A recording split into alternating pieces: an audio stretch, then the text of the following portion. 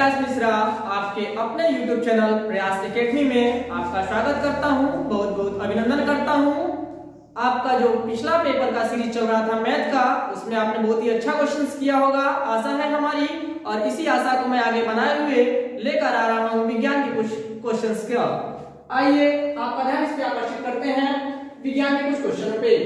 हमारे शरीर में भोजन का पाचन किस प्रकार की अभिक्रिया है? चार ऑप्शन दिए गए हैं, उसमें अपघटन अभिक्रिया, वियोजन अभिक्रिया, ऊष्माक्षेपी अभिक्रिया या अपचयन अभिक्रिया। आपका आंसर होगा बाबू वियोजन अभिक्रिया। तो हमारे शरीर में भोजन का पाचन होता है, उस पाचन की जो अभिक्रिया होती है वो वियोजन अभिक्रिया होती है। अगला क्वेश्चन है, साग सब्जियों का विघटित होकर कंपोस्ट बनना कैसी अभिक्रिया है? कंपोस्ट यानी खाद का जो बनना ये अभिक्रिया होती है, ये किस प्रकार की अभिक्रिया है? तो ऊष्माक्षेपी अभिक्रिया है, यानी कि वहां से ऊष्मा प्राप्त होती है आपको। अगला समीकरण दिया गया है कि PbCl2 एक्वस में है PbCl2 किस प्रकार की अभिक्रिया है?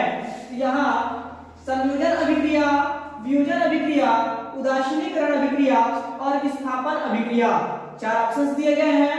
तो संयोजन अभिक्रिया क्या होता है बाबू?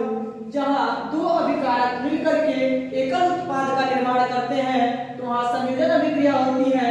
वियोजन अभिक्रिया जहां एकल अभिकारक टूट करके उत्पाद में अपना प्रोडक्ट बनाते हैं वहां वियोजन अभिक्रिया होती है। उदासीनीकरण अभिक्रिया जहां अम्ल और क्षार मिलकर के लवण तथा जल बनाते हैं वहां उदासीनीकरण अभिक्रिया होती है। और विस्थापन अभिक्रिया जहां एक यौगिक के टूट करके दूसरे वाले पदार्थ के साथ मिल जाते हैं वहां विस्थापन अभिक्रिया होती है। तो यहाँ ऑप्शन होगा डी, क्योंकि यहाँ कॉपर क्लोराइड से क्लोरीन निकल करके लेड क्लोराइड बना रहा है। तो यहाँ से क्लोरीन निकल करके लेड के साथ जुड़ गया, अतः यह अभिक्रिया जो होगी वो विस्थापन अभिक्रिया होगी। अगला हमारा है कि जंग का रासायनिक सूत्र होता है, जंग का रासायनिक सूत्र बाबू जो हमारा होता है वो है Fe2O3.XH2O, ऑप्शन नंबर 3। अगला क्वेश्चन, तैलीय खाद्य सामग्री लंबे समय तक रखे रहने पर उसमें गंध आने का कारण है। तो लंबे समय तक रखने के बाद जो उसमें गंध आता है उसका कारण हमारा होता है उपचयन अभिक्रिया। संतुलित रासायनिक समीकरण में क्या क्या होता है? चार ऑप्शन दिए गए हैं, आपको उनमें से एक ऑप्शन को चुनना है, कौन सा सही है। ऑप्शंस देख लेते हैं। दोनों ओर अणुओं की संख्या समान रहती है। दूसरा, दोनों ओर परमाणुओं की संख्या समान रहती है। तीसरा है अभिकारकों तथा उत्पादों की भौतिक अवस्था समान होती है। चौथा, अभिकारक तथा उत्पाद भिन्न भिन्न अवस्था में होते हैं। यह संतुलित रासायनिक समीकरण जो होता है बाबू, यह द्रव्यांश संरक्षण के नियम के अनुसार किया जाता है। इसमें अभिकारक तथा उत्पाद में परमाणुओं की संख्या समान होती है, अर्थात जो अभिकारक है यानी कि पहले तरफ और दूसरे तरफ जो हमारे दिए गए यौगिक हैं उनमें परमाणुओं की संख्या समान रहती है। ये ऑप्शन नंबर बी सही होगा। धन्यवाद। मैं प्रयास मिश्रा आपके अपने YouTube चैनल प्रयास एकेडमी में आपका स्वागत करता हूं। ऑप्शनल क्वेश्चन की इस सीरीज को आगे बढ़ाते हुए हम आज लेकर के आए हैं विज्ञान के कुछ महत्वपूर्ण ऑप्शनल क्वेश्चंस को। आइए इस सीरीज को आगे लेके चले। पहला क्वेश्चन है कि संक्षारण किस प्रकार की अभिक्रिया है? अपचयन, ऑक्सीकरण, द्विविस्थापन या वियोजन? तो संक्षारण की बात कर रहा है बाबू, और संक्षारण होता है ऑक्सीकरण अभिक्रिया। आप जानते हैं कि संक्षारण जो पदार्थों का धीरे धीरे क्षय या नष्ट होना संक्षारण कहलाता है, और यह जो कार्यक्रम होता है यह वायु तथा नमी की उपस्थिति में होता है। तो ये हमारा जो ऑप्शन सही होगा ऑप्शन नंबर 2 ऑक्सीकरण। अगला क्वेश्चन है, सल्फ्यूरिक अम्ल में अम्लीय हाइड्रोजन परमाणुओं की संख्या है। तो अम्लीय हाइड्रोजन परमाणु संख्या 2 होगी, क्योंकि सल्फ्यूरिक अम्ल का सूत्र जो होता है वो होता है H2SO4 और यहाँ हाइड्रोजन की संख्या 2 दी गई है परमाणुओं की, तो यहाँ आंसर होगा 2।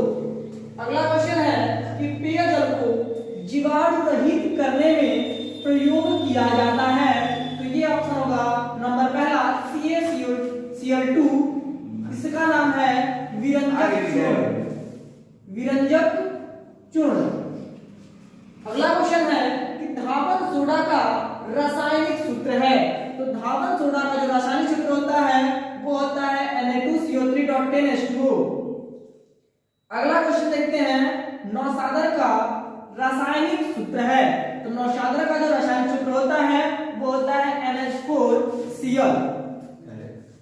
आगे आते हैं सीरीज को, पोटास एलम का रासायनिक सूत्र है। पोटास एलम यानी कि फिटकरी, परेशान का हो जाना बाबू। पोटास एलम का मतलब होता है फिटकरी।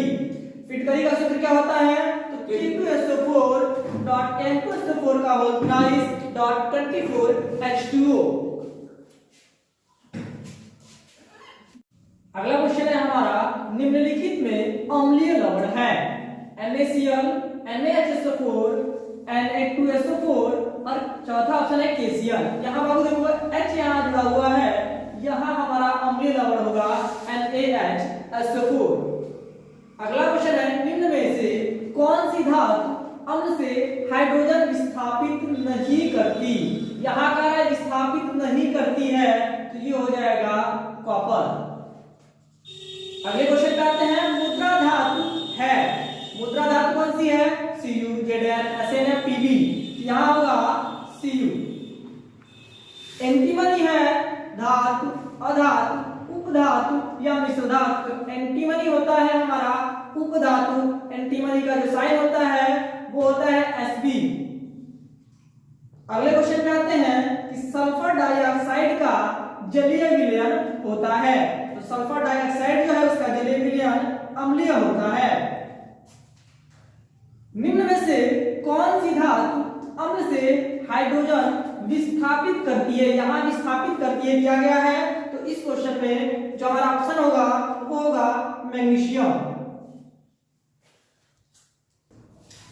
अगला क्वेश्चन है, एक मोनोहाइड्रिक एल्कोहल की सजातीय श्रेणी का सामान्य सूत्र है। सूत्र पूछा जा रहा है, चार ऑप्शन दिया गया है बाबू आप लोगों को। इसमें जो सूत्र हमारा सही होगा वो होगा पहला CnH2n+1OH। अगला है, ब्यूटेनॉन में क्रियात्मक समूह है। तो ब्यूटेनॉन में प्रक्रियात्मक समूह में आप लोगों को बताया जा चुका था कि इसका ऑप्शन होगा दूसरा। इसी प्रकार अगला क्वेश्चन दिया गया है, एसिटिक अम्ल में क्रियात्मक समूह है। एसिटिक अम्ल की बात कर रहा है, तो एसिटिक अम्ल में क्रियात्मक समूह जो होता है वह एकल बॉन्ड के साथ C-OH होता है। अगला क्वेश्चन है, कार्बन यौगिकों की संख्या बहुत अधिक होने का मुख्य कारण है। कार्बन की चतुस्संयोजकता या कार्बन परमाणुओं का स्वयं संयोजन द्वारा श्रृंखलाएं बनाने का गुण, या कार्बन परमाणुओं की छोटा आकार, या कार्बन की अपरूपता। यहाँ बाबू ऑप्शन नंबर दूसरा सही होगा, कार्बन परमाणु की स्वयं संयोजन द्वारा श्रृंखलाएं बनाने का गुण। अगला क्वेश्चन है, यौगिक एथिल अल्कोहल का IUPAC नाम है। एथिल अल्कोहल का IUPAC नाम होता है एथेनॉल। इसी क्रम में अगला है, निम्नलिखित में एल्काइन का सूत्र है।